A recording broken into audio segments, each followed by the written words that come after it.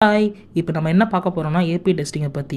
அதுக்கு முன்னாடி சேனலை எல்லாரும் சப்ஸ்கிரைப் பண்ணுங்க, லைக் பண்ணுங்க, ஷேர் பண்ணுங்க. வாங்க வீடியோக்குள்ள போலாம்.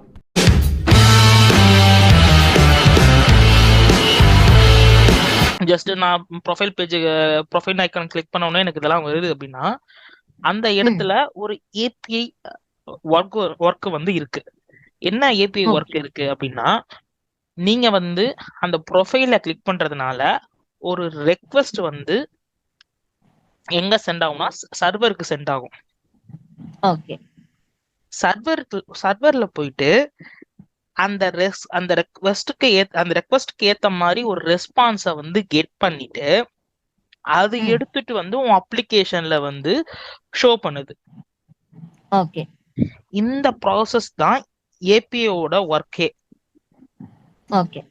இது கரெக்டா ஒர்க் ஆகுதான்னு டெஸ்ட் பண்றது தான் ஏபிஐ டெஸ்டிங். ஆ. ஓகேவா? அதுதான் சொல்லியிருக்கான். டு செக் ஃபங்க்ஷனாலிட்டி, ஃபங்க்ஷன் கரெக்டா ஒர்க் ஆகுதா, அப்புறம் அந்த ஓகே. ஏபிஐயோட பர்ஃபார்மன்ஸ் கரெக்டா இருக்கா, ஸ்மூத்தா இருக்கணும்.